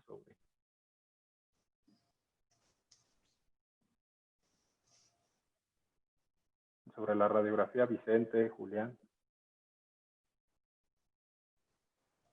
Bueno, digo, es solo la recomendación que hacemos frecuentemente de que si vamos a planificar, intentar que el centro de la radiografía se centre en el pubis para poder planificar el vástago femoral. Respecto a la coxartrosis, pues bueno, pareciera nada extraordinario, ¿no? Una cabeza que empezó a fragmentarse y colapsarse. Solamente la planificación pues no puede ser posible con esa placa. Perfecto. Bueno, le realizaron una artroplastia total de cadera izquierda hace 5 años. No sé si alguien quiera comentar algo de esta radiografía. Va a ponerse el modo de vigilancia de estacionamiento. Sí, aló. Ok. Sí. Esta radiografía tiene un tema de rigidez. Esta paciente tiene una rigidez lumbopélvica. Esta paciente en la radiografía preoperatoria se ve la pelvis en una posición, en la proyección de la pelvis es una proyección inlet que lo hace a uno pensar en una deformidad en flexión y ve que la posición de la proyección de la pelvis en la que se ve prácticamente el anillo pélvico completo es una proyección inlet. Muy seguramente nos está hablando de una cadera que está rígida con una lordosis aumentada. Perdón, y me llama mucho la atención la mala calidad ósea, ¿no? Esas corticales se ven muy adelgazadas en el fémur y aparentemente el cirujano al poner 3 tornillos creo que no pudo obtener un buen precis, ¿no? Llamaría mucho la atención toda la osteopenia generalizada, además de lo que dice Memo. Claro. Ahora, en base a esto, Julián, ¿qué propondrías hacer? ¿Perdón? ¿Qué pasa esto? Tienes la paciente como antecedente de impotencia. ¿Creen que al doctor Jaime Hernández Huesca le podríamos pedir si silencia su micrófono? Está metiendo aquí un poco de ruido. Julián, una pérdida de peso súbita, se sometió a un procedimiento y empezó a bajar de peso de forma importante. Acuérdense que había comentado que era una paciente obesa y presentó su primer luxación a los 4 años de operada, al brincar en una cama con las piernas cruzadas, y ha presentado 5 luxaciones en las cuales se les ha hecho reducción de la luxación.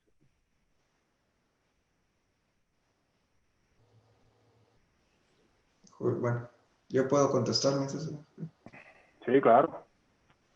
Esto en relación a lo que preguntaste tú hace rato de cuál era el protocolo, yo creo que algo que sí es importante aclarar es, nuestros protocolos son diferentes si la luxación es reciente respecto a la cirugía o si es una luxación tardía, como en este caso.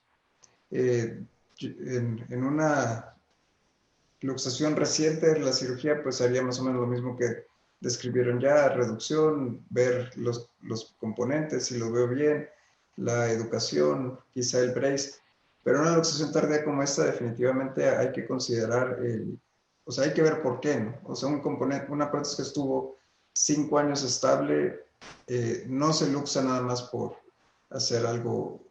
Entonces, definitivamente las revisiones en luxaciones tardías, el umbral debe ser la primera o la segunda cuando mucho, porque hay que ver exactamente la causa. A mí me gustaría mencionar algo. Esta paciente es mía. Yo la operé hace 5 años. Es muy importante el antecedente de que ella se hizo la manga gástrica y bajó aproximadamente 40 y tantos kilos de manera súbita, ¿no? Se hizo una cirugía bariátrica y bajó bastante peso, ¿no? Y bueno, sí estoy de acuerdo con los problemas en la región lumbar también, ¿no? Sí, primero le preguntaría qué maroma era la que estaba haciendo esa de brincar encima de la cama con las piernas cruzadas. Salto del tigre es conocido. Sí, alguna cosa así bien especial. Y lo segundo es cómo fueron las 4 luxaciones adicionales. Si son luxaciones, si son luxaciones con movimientos mínimos funcionales, es importante saberlo también. Ella menciona que al estar sentada y la hora de pararse, y ya las últimas veces mencionaba que de manera casi espontánea bien.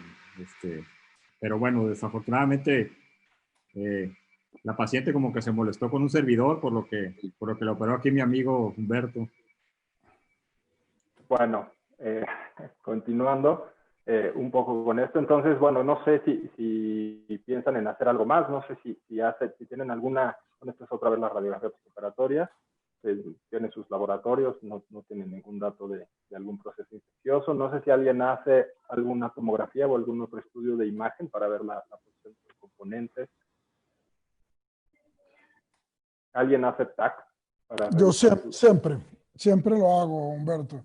Cuando voy a revisar un paciente por inestabilidad, hacer una tomografía me permite saber si el componente acetabular específicamente está en buena posición, y eso me permite tomar decisiones de qué componentes voy a cambiar. Claro. A mí me parece que es un estudio que en muchos foros internacionales comentan que el ATAC no es tan importante, pero creo que es un estudio accesible que nos puede dar mucha información para tomar la decisión del tratamiento. Entonces, bueno, pues aquí tenemos... Humberto pregunta a Víctor Aguirre, ¿qué opinas del uso de la resonancia con supresión de metales? Para ver también puede ser una excelente herramienta. La verdad es que yo uso más la tomografía por varios factores. Bueno, uno, el resto del mundo con muchos recursos es más fácil.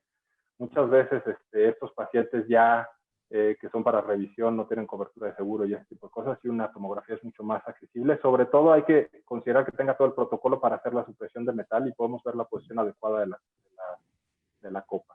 Y también saber cuál es lo que estamos buscando, ¿no? Cuál es la sospecha que tenemos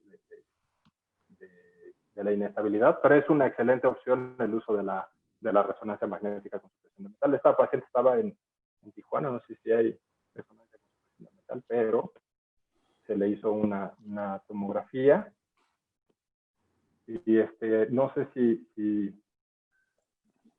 tengan algún comentario, si quieren que la pase más lento o algo en base. Hay un comentario, Humberto, hay un comentario de una persona que se llama Adrián Sandoval, que él escribe que no, el componente acetabular se ve sin anteversión, y yo coincido con el doctor Sandoval, creo que se ve con muy poca anteversión. Ok, estas son otras imágenes de la tomografía, en la que, bueno, tomando en consideración la opción de la anteversión, lo que se puede considerar como tratamiento, ¿qué opinarían? ¿Cambiarían la copa? ¿Dejarían la copa? ¿Utilizarían un inserto? Tratar de poner una doble movilidad, tratar de poner un inserto constreñido, o simplemente cambiar la cabeza o el inserto, darle una mayor cobertura. ¿Puedo decir algo? Realmente, claro, los recursos está el TAC, hay la resonancia y todo aquello que uno necesite para estar seguro. Pero una persona que lleva 4 años, como muy bien vimos, su prótesis funcionando, bien orientado a los componentes y se luxa, probablemente puede ser ya una inestabilidad de tejidos blandos. Entonces, pues uno entra a revisarla y muchas veces con ganar longitud, con un cuello más largo, si obtiene buena estabilidad, es suficiente. Si no, te podrías ir a colocar una copa de doble movilidad. Pero pienso que el TAC es un recurso, pero no lo considero como un elemento para todo tipo de inestabilidad, si hay una buena clínica y una buena semiología. Perfecto. Ahora, yo creo que puede ayudar, pero hay que tomar en cuenta todos los factores, y el comentario de Víctor es muy válido, por eso de los blandos que se pueden evaluar, ya que en la tomografía no es tan fácil evaluarlo. Ahora, aquí el valor el antecedente de la pérdida súbita de peso también nos puede hacer pensar en una inestabilidad de tejidos blandos debido a la pérdida de peso, ¿no? Entonces, no sé si alguien tenga algún otro comentario. Pasamos a la siguiente. Humberto, yo tengo un comentario. Antes de que muestres aquí tu cirugía, o sea, algo que considero importante en este tipo de pacientes es ¿qué encontraste tú en la exploración? O sea, ¿encontraste algún sitio de debilidad? ¿Pudiste reproducir la luxación? ¿Sentiste inestable en algún lugar? Digo, un TAC nos va a dar mucha información. Yo personalmente lo pido, pero creo que la exploración, el estado de los glúteos, la fuerza muscular de este paciente es algo muy importante. Claro. Sí, a la exploración física lo que pude encontrar en la paciente era un poquito más de pistón, y al hacer las maniobras, inclusive la paciente dormida, tratando de hacer las maniobras, no se luxaba de forma sencilla, o sea, era complicado luxarlo. Lo que me llamó la atención un poco es a la hora de darle el pistón, estaba un poco laxa esa cadera, ¿no? Entonces fue un punto con el que se tomó la consideración. Ahora, un punto que también ahorita, regresando un poco en la tomografía, si observan, en realidad aquí, considerando que sí hay que cambiar la copa, el stock de huesos, o sea, la copa está abarcando prácticamente la pared anterior, la columna anterior, la columna posterior. O sea, si pensamos en utilizar un elemento para quitar la copa, por lo menos vamos a tener un tamaño unos 2 o más, y ya no tenemos mucho espacio para medializar. Entonces, también considerar un poco siempre el stock óseo en este tipo de revisiones, porque, como decimos, normalmente lo más fácil es decir, entro, le quito la copa, le pongo una nueva, y a lo mejor al poner la nueva estamos generando un defecto óseo importante. Entonces, todo esto es parte de la planeación y parte de la decisión durante, ¿no? Porque hay que considerar, como dicen todos esos factores. Algo que llamaba la atención inicialmente era el movimiento. Aquí vemos la banda iliotibial. Cuando empezamos a hacer el abordaje y abrir la banda iliotibial, encontramos una lesión del glúteo medio. Del glúteo menor. Se había perdido esa parte del mecanismo abductor, que tal vez, bueno, podría estar reconstruido, pero tal vez entre la pérdida de peso y la debilidad de la paciente, pudo haber influido en esta parte, ¿no? Ahora, aquí es cuando se puede tomar una decisión de qué hacer. ¿Vas a hacer una reconstrucción completa? ¿Utilizarías un injerto? ¿O simplemente harías una reparación de este tejido que está lesionado, ¿no? Que se desgarró? No sé si alguien, además de la parte del implante, consideraría hacer algo en tejidos blandos, viendo estas imágenes de tejidos blandos, ¿no? Vicente, ¿pensarías en hacerle algo? ¿Repararlo? ¿Poner un injerto? Injerto no creo, pero intentar la retención de glúteos sí lo intentaría. Y yo, bueno, con las imágenes y la tomografía que pusiste, que los implantes estaban bien orientados, cuando menos suficientemente orientados, que funcionó bien 5 años, creo que este sería un buen caso para hacer solamente el recambio de línea, aumentar el diámetro de la cabeza, aumentar un poco la longitud en cuello y yo creo que con eso y retensado de tejidos blandos, el problema de esta paciente fue la flacidez, ¿no? Eso me parecería a mí. Sí. Bueno, ahora pasando al siguiente, aquí vemos cómo estaba la cadera y a la hora de hacer ciertas maniobras tenía un poquito más de y no son maniobras jalando muy fuerte la cadera, pero tenía un poquito de pistor, aunque ya ahí habíamos visto la lesión de tejidos blandos y decidimos quitar el inserto. También se veía, coincido en la posición de la copa, está un poquito más hacia neutra, tal vez le faltaría un poquito de anteversión, considerando las imágenes de reserva ósea de la tomografía. La decisión fue no quitar la copa y poner como decíamos, esta copa que tenía el paciente es una copa de una compañía que ya tiene una inserto contenido de doble movilidad. Entonces consideramos colocar ese inserto constreñido y hacer las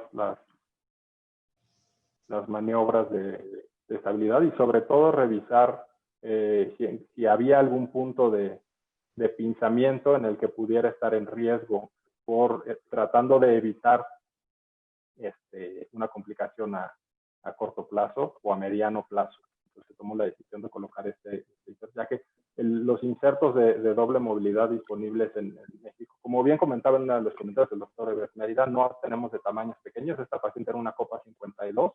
El inserto más pequeño para este tipo de inserto era para esta copa 52, por lo que se decidió hacer eso y además se decidió reconstruir todo el mecanismo abductor, logrando una buena tensión, perdiendo esa inestabilidad y este es el resultado de la radiográfico, en el que aquí la posición, vemos diferente a la posición de la pelvis por la posición en la que se tomó la radiografía y bueno, pues ahí se ve el anillo constreñido. El punto de consideración de esto creo que es lo que decíamos, no nada más casarnos con decir, bueno, ¿qué me hubiera gustado a mí ponerle? Tal vez me hubiera gustado ponerle una doble movilidad y hacer la reconstrucción del aparato abductor. Sería lo ideal, pero tal vez no una doble movilidad constreñida. Definitivamente es a lo que teníamos acceso y se tomó esta decisión de la construcción debido a la debilidad aunque coincido con Vicente que tal vez hubiera podido ser una opción. Cambiar el tamaño de la cabeza es muy difícil porque ya tenía una cabeza grande, lo más grande que le queda a esa copa, y la longitud tal vez no creo que hubiera dado tanto ya que estaba dañado el mecanismo abductor. Ok. ¿Quieres dar tu caso, Guillermo? Tenemos unos 10 minutitos más o menos. Tenemos 10 minutos. Espérate Sí. a ver si mostramos un caso más acá. Un segundo. Un segundo, lo ubico. Un comentario mientras yo ubico este caso. Una pregunta, Darío. Humberto, esa lesión que encontraste del glúteo medio, ¿tú crees que está relacionado con el brinco de la señora en la cama o podría ser una lesión condicionada por el abordaje previo directo lateral que esa señora tenía? Claro. Yo considero varias cosas. Uno puede ser el abordaje. Creo que en el abordaje se pudo hacer la reconstrucción y tal vez desde ahí teníamos ya un problema porque pues, es un abordaje en el que se toca esa inserción de los glúteos. Segundo, creo que tuvo algo que ver la cirugía, el procedimiento al que se sometió, ya que esta paciente al perder tanto peso son pacientes que pierden mucha masa muscular y creo que todo esto se agudizó. Si sumamos tal vez que no estaba completamente la reparación al 100% y luego perdió calidad de ese músculo y tuvo un mecanismo fuerte de luxación, entonces creo que todo eso contribuyó al... Es frecuente en la práctica de William o Darío que hacen abordaje directo lateral, ¿es frecuente ver lesiones del glúteo medio posoperatorias o eso es exótico? Realmente no. Realmente no. Nosotros hacemos solamente desinserción del glúteo menor y y protegemos todo el tiempo el glúteo medio. De pronto se desgarran algunas poquitas fibras anteriores, pero es que se veía un desgarro casi como si se hubiera soltado totalmente de la inserción del trocánter. Rarísimo lo que mostraba ahí. Sí, sí, sí. Pero a mí me parece que, pues yo, no es mi abordaje, pero me parece que coincide bastante ese abordaje, el sitio de la lesión coincide bastante con el sitio donde ustedes, quienes hacen ese abordaje, hacen la desinserción anterior del glúteo medio, de ese tercio anterior. El glúteo menor, no tocamos el medio porque damos flexión a la cadera, alejamos la inserción de todo el tendón y precisamente el éxito en el abordaje es hacer la sola desinserción del glúteo menor.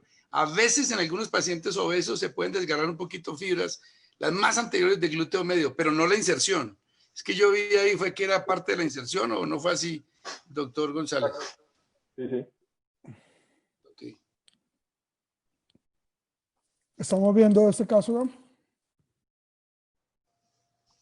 Sí, Claro. se ve bien. Sí, sí se ve bien.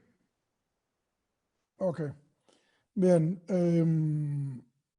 Tenemos este paciente, es un paciente de 53 años, en el que el que operé yo el año pasado por una osteonecrosis de la cadera izquierda, y este fue el resultado posoperatorio inmediato. Un resultado que yo creo que es más o menos bueno, un poquitico vertical la copa me quedó, el componente acetabular un poco vertical, eso podría condicionar algo de inestabilidad. Y a los 15 días de operado, este señor llegó en estas condiciones. Y no pude reducir la cadera cerrada. Creo que es la segunda cadera que en más de 15 años no logro reducir cerrada. Tenía tejidos blandos atravesados y no la pude reducir. Entonces, lo siguiente que hice fue hacer una tomografía, pensando, dije, ya que voy a volver a hacer una reducción abierta, voy a pedir una tomografía. Y pedí una tomografía que nos mostraba esta situación del componente acetabular. Y mi pregunta para ustedes es, ¿qué hubieran hecho ustedes en ese momento al entrar a hacer la reducción abierta? ¿Hubieran hecho solo la reducción abierta? ¿Hubieran hecho algún tipo de revisión de inmediato? Doctor Bonilla, ¿cuál fue el mecanismo de luxación? El paciente tuvo una muy mala noche, tuvo pesadillas, bajó la pierna de la cama y estando acostado, y en la mañana cuando fue a levantarse ya no podía apoyar. Pues realmente el mecanismo no fue claro. Ok. Entonces quisiera oírlos. En esas condiciones, el paciente está luxado, vamos a entrar a hacer una reducción abierta y tengo esta tomografía. ¿Qué hubieran hecho? William, ¿le revisa alguna cosa? ¿Le cambia algún componente? Está muy bien. Realmente me da la impresión, si te devuelves en la otra un segundito para mostrarte algo, se veía un poco invertida la relación artículo-trocantérica. Está un poquito valga la copa, pero es un valgo aceptable. Pero si tú ves la relación artículo-trocantérica, pienso que podría haber algo de pistón. Se ve un poco más un poquito más corta esa pierna con la otra, aunque está un poquito oblicua la pelvis, me parece. Creo que habría algo de pistón, ¿no? Ahora sí, Palma, la siguiente. Sí, es posible que hayamos perdido un poquito de offset acá. Sí. Y adicionalmente, pues cuando uno mira la longitud, tal vez no, pero la relación artículo-trocantérica sí se ve menor. Entonces, de pronto sí puede haber un poquito de acortamiento. Bueno, entonces, y fíjate que la luxación pues no se ve tan ascendida, pues, o sea, uno pensaría, yo entraría y miraría con la imagen que me están mostrando ya el tag donde se ve la posición de la copa. El implante se ve perfectamente estable. Yo simplemente jugaría con longitud de cabeza y haría pruebas en todos los arcos de movimiento. Si lograra una buena tensión, no le haría nada más que cambiar el tamaño de la cabeza. Si no, me iría ahí sí a cambiar el acetábulo. Y en lo personal, yo hoy en día todo lo que reviso de inestabilidad le pongo doble movilidad en la mayoría de los pacientes, salvo contadas excepciones. Ok. Darío, ¿algún comentario? Humberto, Vicente. A mí me sigue llamando, Guillermo, lo que batallaste es para reducirla. Me sigue llamando mucho la atención. No identifico qué copa es, pero no sé el mecanismo de anclaje del poli, que sí es buen mecanismo. Digo, no sé qué copa sea. Esa es Pero una copa Trident de Ah, Striker. de Striker. Ok. Sí. Sí, pues yo pensaría, no sé si se desancló también el inserto. Digo, no sé si batallaste mucho. Entonces, pero bueno. No sé, el señor es un señor obeso y tenía tejidos blandos interpuestos y eso fue lo que no nos permitió la reducción fácilmente. Pues lo que les quería contar es que Pero, bueno, un comentario más. no, nada más, a veces esa copa vertical que a veces te permite es un poquito, y si en realidad entró con buena tensión la cirugía y no hay un mecanismo como tal, puede ser que delata esa posición de la copa un poco más vertical. Yo tengo una paciente muy parecida que igual está un poquito vertical la copa y se han usado con movimientos de rehabilitación que ni siquiera son una flexión forzada o una... Entonces, tal vez pueda hacer que esos pacientes en el momento que hacen el esfuerzo, pues la cabeza se luxa. Ok, lo que quería contarles de ese caso es que este es un paciente con ese componente acetabular es un componente que tiene una copa de doble movilidad o un inserto de doble movilidad modular como el que mostró Humberto durante su presentación. Y simplemente lo que hicimos fue cambiar el inserto, poner un inserto de un inserto de doble movilidad y cambiar la articulación a una doble movilidad, como bien lo dijo el doctor Arbeláez en este momento. Entonces, mi sugerencia es, si uno puede cambiar el inserto a un inserto de doble movilidad, creo que debería hacerlo en esas condiciones. Doctor, en el caso, por ejemplo, de acá en México, que no tenemos tanto acceso, al menos, por ejemplo, en esa misma marca, a tener una doble movilidad, y si la reducción no puede hacerse por medios cerrados, yo creo que en lo personal hubiera decidido horizontalizar esa copa. A mí sí me preocupa esa verticalidad, y no sé si probablemente a tan poquito tiempo de la cirugía inicial, cambiar ese fémur por un fémur con high offset. Eso es lo que yo haría acá en México, al no contar con la doble movilidad para ese tipo de implante específicamente. Me parece una buena opción, pero fíjate que ya cuando uno mira en esta radiografía que el offset no se ve tan distinto al de Aquí no se ve tan mal. Aquí no se ve tan mal el vástago. No se ve tan mal. Yo creo que el vástago estaba más o menos en buena posición. Yo estoy de acuerdo contigo con corregir la posición del componente acetabular y de pronto cambiar a un componente, a una cabeza de mayor tamaño.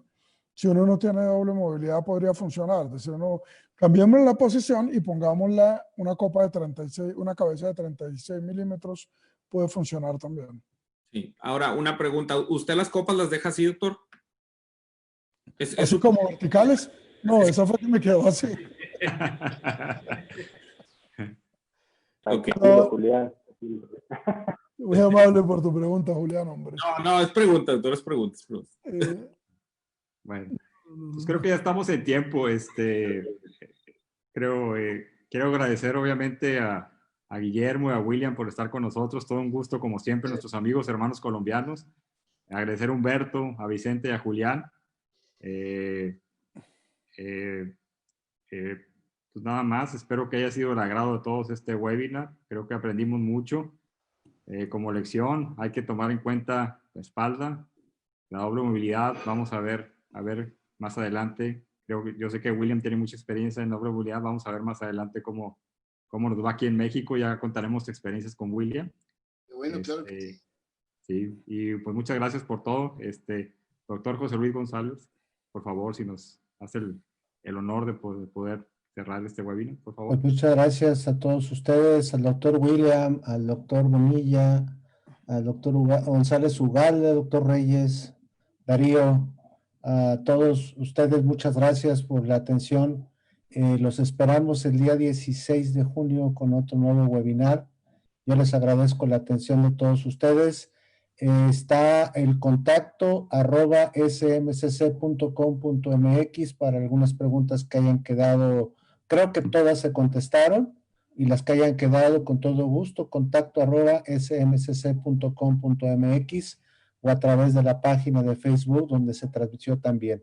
Les agradezco mucho a los ponentes, les agradezco mucho a los asistentes su atención y les deseo unas muy buenas noches a todos ustedes. Gracias por su atención.